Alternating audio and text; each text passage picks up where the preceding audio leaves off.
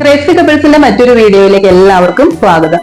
ഇന്ന് ഒരു ഉച്ചയൂണിന്റെ റെസിപ്പി ആയിട്ടാണ് വന്നിട്ടുള്ളത് കേട്ടോ. ഒരു തമിഴ് വിഭവമാണ് കാരക്കുളമ്പ് എന്ന് പറയും. നമുക്ക് പല വെജിറ്റബിൾസ് വെച്ചിട്ട് കാരക്കുളമ്പ് തയ്യാറാക്കാം. ഇന്നിപ്പോ ഇവിടെ വെണ്ടയ്ക്ക വെച്ചിട്ടാണ് കാരക്കുളമ്പ് തയ്യാറാക്കുന്നത്.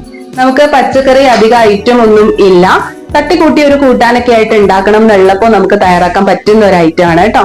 അപ്പൊ അതിന് വേണ്ടുന്ന ഇൻഗ്രീഡിയൻസ് എന്തൊക്കെയാണെന്ന് നമുക്ക് നോക്കാം. ഇവിടെ ചെറിയ ഉള്ളി എടുത്തിട്ടുണ്ട് കേട്ടോ. ചിന്ന വെങ്കായം എന്നൊക്കെ തമിഴിൽ പറയും ചെറിയ ഉള്ളി. അതിനൊപ്പം തന്നെ കുറച്ച് സവാളയും എടുത്തിട്ടുണ്ട്. ചെറിയ ഉള്ളി തന്നെയായിട്ട് എടുക്കാം, അപ്പൊ അത് കുറച്ച് കൂടുതൽ എടുത്താൽ മതി. പിന്നെ ഈ പറഞ്ഞ പോലെ തക്കാളി, ഞാനിപ്പോ ഇവിടെ ഒരു തക്കാളിയാണ് എടുത്തിട്ടുള്ളത്.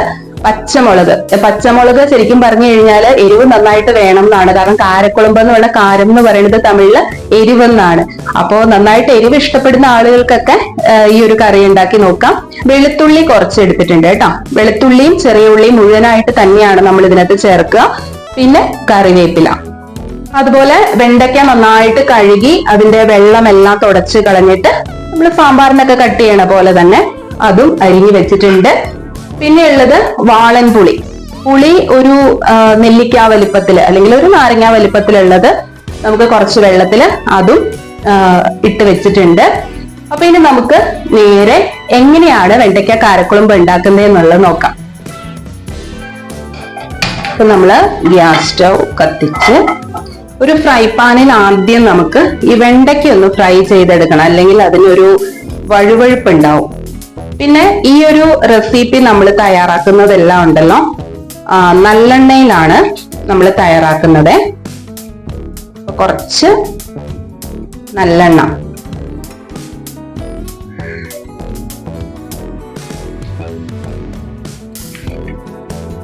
എണ്ണ ഒന്ന് ചൂടാവട്ടെ. ഇപ്പൊ എണ്ണ ചൂടായിട്ടുണ്ട്, നമുക്കതിലേക്ക് വെണ്ടയ്ക്ക ഒന്ന് വഴറ്റിയെടുക്കാം കേട്ടോ. തീ കുറച്ച് വെച്ചിട്ട് അതിന്റെ ആ ഒരു വഴുവഴുപ്പില്ലേ അതൊന്ന് മാറുന്ന വരെ.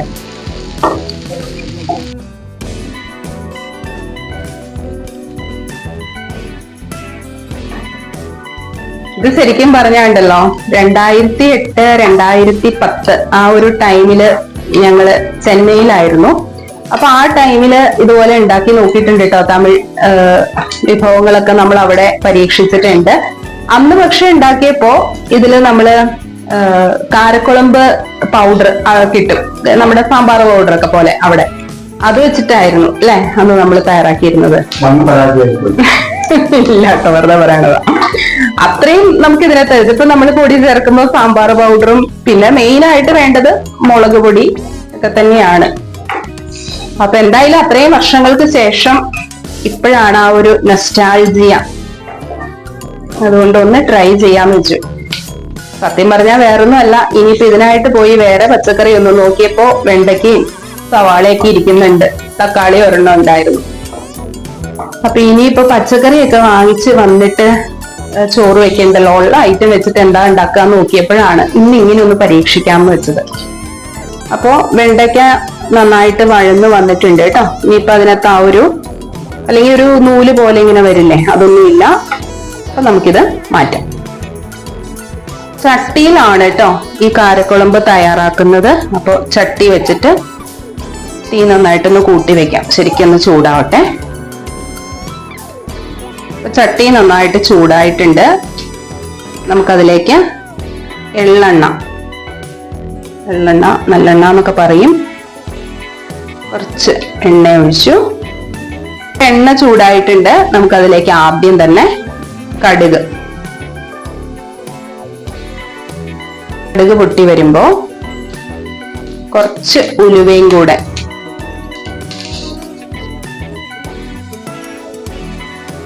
കടുക് ഉലുവ പൊട്ടി വന്നപ്പോ നമ്മൾ അതിലേക്ക് ചെറിയ ഉള്ളി, അതിന്റെ ഒപ്പം തന്നെ വെളുത്തുള്ളിയും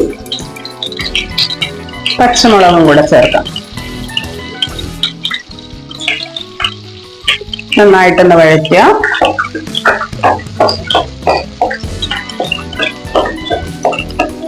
ചെറിയ ഉള്ളിയും വെളുത്തുള്ളിയൊക്കെ മുഴുവനെ തന്നെയാണ് കേട്ടോ ഇടുന്നത്. വലിയ ഉള്ളിയൊക്കെ ആണെങ്കിൽ ഒന്ന് കട്ട് ചെയ്യാമെന്ന് മാത്രം.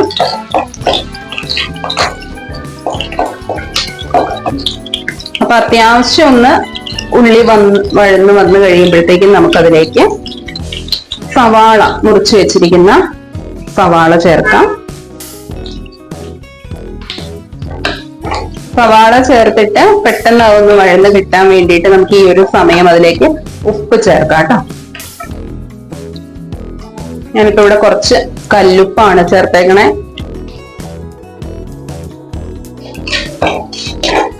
പൊടിയിപ്പ് ഇത്തവണ വാങ്ങിച്ചേക്കണം. നമ്മൾ എത്ര ചേർത്താലും ആവുന്നില്ല അല്ലേ?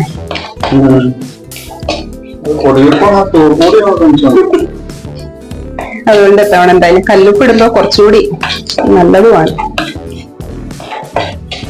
അപ്പൊ നമുക്കിതൊന്ന് കുറച്ചു നേരം ഒരു 2 മിനിറ്റ് ഒന്ന് മൂടി വെക്കാം കേട്ടോ.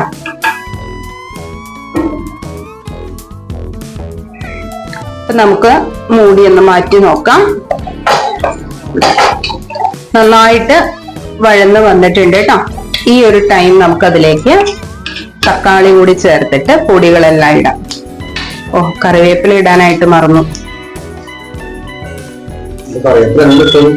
അല്ല, കറിവേപ്പില ഇപ്പൊ ഇടാം. കൂടി ഇരിക്കട്ടെ.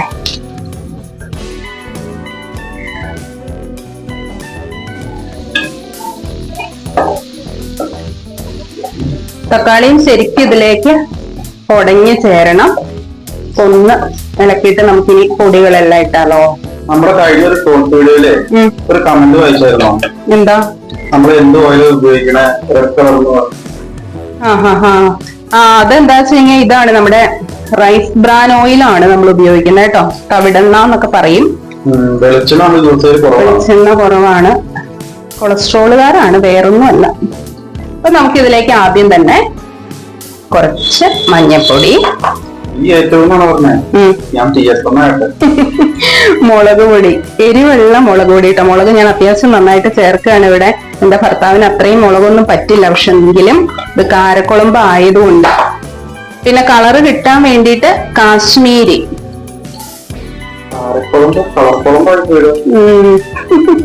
കാരം എന്ന് പറയുമ്പോ ശരിക്കും എരിവ് അങ്ങോട്ട് വരണം എന്ന് ഓർക്കല്ലേ. നന്നായിട്ട് നല്ല എരിവ് ഉണ്ടാവും. നമ്മള് പിന്നെ എരിവ് അത്യാവശ്യം കുറച്ച്. പിന്നെ ഇതിലേക്ക് കുറച്ച് ഞാൻ മല്ലിപ്പൊടി ചേർക്കുന്നുണ്ട്. ശരിക്കും ഈ ടൈമിൽ ചേർക്കുന്ന കാരക്കുളമ്പിന്റെ തന്നെ പൗഡറാണ്.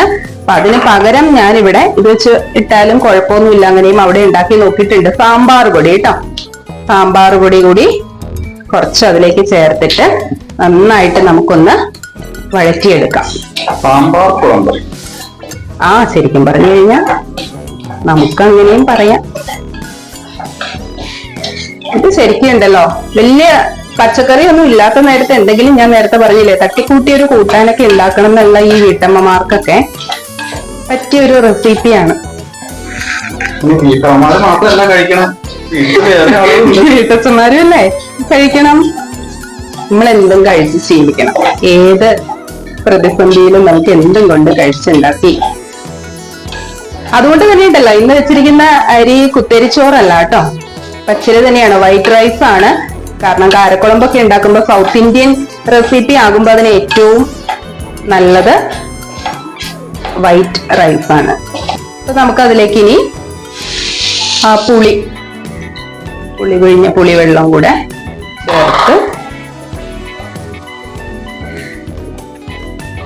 ഈ ടൈം നമുക്ക് ഉപ്പ് നോക്കിയിട്ട് കുറവാണ് എങ്കിൽ കുറച്ചുകൂടി ഉപ്പ് ചേർക്കാം കേട്ടോ. ഉപ്പ് എരിവ് എല്ലാം ഈ ടൈമിൽ നമുക്ക് നോക്കാം. ഒന്ന് തിള വന്നു കഴിയുമ്പോൾ നേരത്തെ നമ്മൾ വഴറ്റി വെച്ചിട്ടുള്ള വെണ്ടയ്ക്ക കൂടി നമുക്ക് ഇതിലേക്ക് ചേർക്കാം. ശരിക്കും തിളയ്ക്കണം. നമ്മൾ നേരത്തെ ചേർത്തിട്ടുള്ള എണ്ണയില്ലേ, എണ്ണ ശരിക്കും തെളിഞ്ഞു വരും. വേറെ വെള്ളം വേണമെങ്കിൽ, പുളി അത്രയും പറ്റില്ല എന്നുണ്ട് എങ്കിൽ നമുക്ക് കുറച്ചുകൂടി വെള്ളം ആഡ് ചെയ്യാം നോക്കിയിട്ട്. നോക്കാം. അപ്പൊ നമ്മൾ നോക്കിയപ്പോ ഉപ്പ് കുറച്ച് കുറവായിരുന്നു, അതുകൊണ്ട് കുറച്ച് ഉപ്പും ചേർത്തിട്ടുണ്ട്. അതുപോലെ പുളി ഇത്തിരി കൂടുതലാണെന്ന് പറഞ്ഞു കഴിഞ്ഞപ്പോ കുറച്ച് വെള്ളം കൂടെ ഒന്ന് ചേർത്ത് ഇനി അതൊന്ന് അടച്ചു വെച്ചേക്കാണ് കേട്ടോ. ഒന്ന് തിളക്കട്ടെ അത്. അപ്പൊ നമുക്ക് മൂടി ഒന്ന് തുറന്നു നോക്കാം. തിളച്ചിട്ടുണ്ട്, തിളച്ചു വന്നിട്ടുണ്ട്. പക്ഷെ വെണ്ടയ്ക്ക ശരിക്കും അതിലേക്കൊന്ന് ഉടഞ്ഞ് ചേരട്ടെ. അയ്യോ സോറി, തക്കാളി മാറിപ്പോയി. ഇതുപോലെ നന്നായിട്ട് തിളച്ച് വരുന്ന സമയത്ത് നമ്മൾ ആദ്യം വഴറ്റി വെച്ചിട്ടുള്ള വെണ്ടയ്ക്ക കൂടി ചേർക്കുകയാണ് കേട്ടോ. ഇനി ഒരു മീഡിയം ഫ്ലെയിമിൽ വെച്ചാൽ മതിയാകും.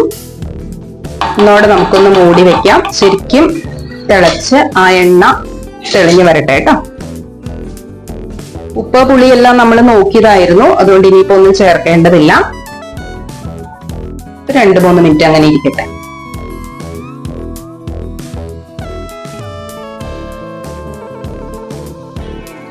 അപ്പൊ നമ്മുടെ വെണ്ടയ്ക്ക കാരക്കുളമ്പ് എങ്ങനെയായി നോക്കാം. റെഡി ആയിട്ടുണ്ട്. എന്താ എണ്ണയൊക്കെ തെളിഞ്ഞ് വന്നിട്ടുണ്ട്. ഗ്രേവി പറ്റിപ്പോയോ? അല്ല, ഗ്രേവി ഇത് മതിയല്ലോ. കാരക്കുളമ്പിന് ഒരുപാട് വേണ്ട, പോരെ.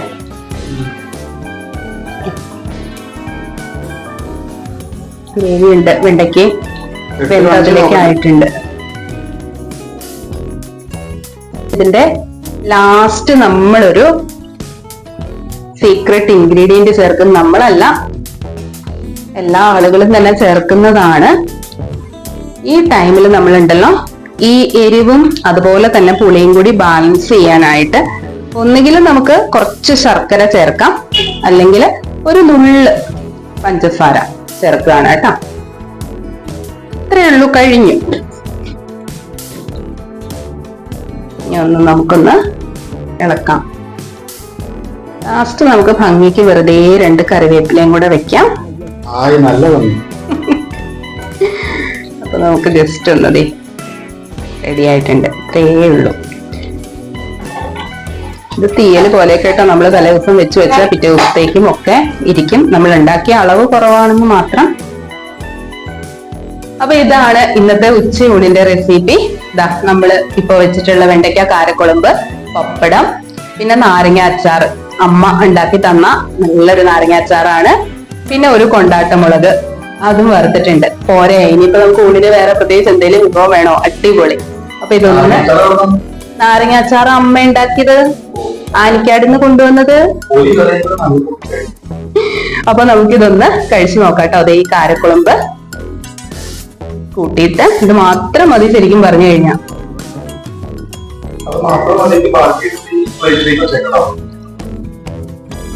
കാര്യം കണ്ട കേട്ടോ. ഇതാണ് ഞാൻ വീഡിയോയിൽ പ്രത്യക്ഷപ്പെടുത്താത്തത് ആളെ. എനിക്ക് തന്നെയുള്ള കൗണ്ടർ ഇതുപോലെ വന്നുകൊണ്ടിരിക്കും. നല്ലതാണ് കേട്ടോ. കുറച്ച് പപ്പടവും കുറച്ച് നാരങ്ങ അച്ചാറും. വരൂ ക്യാമറാമാൻ വന്നിരുന്ന് കഴിച്ചോളിട്ടോ. എനിക്ക് നന്നായിട്ട് ഇതേ വിശക്കുണ്ട്. സമയം 1:45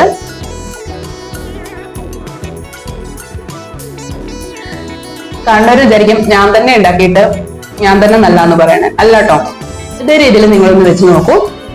സംഭവം കിടുവാണ്. അപ്പൊ നമുക്ക് അടുത്തൊരു വീഡിയോയുമായിട്ട് കാണാം. അതുപോലെ നമുക്ക് ബുധനാഴ്ചകളിൽ വരുന്ന വീഡിയോ ലോ ഓഫ് അട്രാക്ഷനുമായിട്ട് ബേസ് ചെയ്താണ് കേട്ടോ. അപ്പൊ കഴിഞ്ഞ ബുധനാഴ്ച ഞാൻ പറഞ്ഞിട്ടുള്ള കാര്യങ്ങള് നിങ്ങൾ ചെയ്ത് നോക്കിയിട്ടുണ്ടാവും എന്ന് വിചാരിക്കുന്നു. അടുത്ത ബുധനാഴ്ചയില് നമുക്ക് അടുത്ത ഒരാഴ്ചയിലേക്കുള്ള തയ്യാറെടുപ്പുമായിട്ട് നമുക്ക് മുമ്പോട്ട് പോകാം. പുതുവർഷം നമുക്ക് സന്തോഷമായിട്ട് അടിപൊളിയായിട്ട് നമുക്ക് മുമ്പോട്ട് പോകാം. Okay, thank you.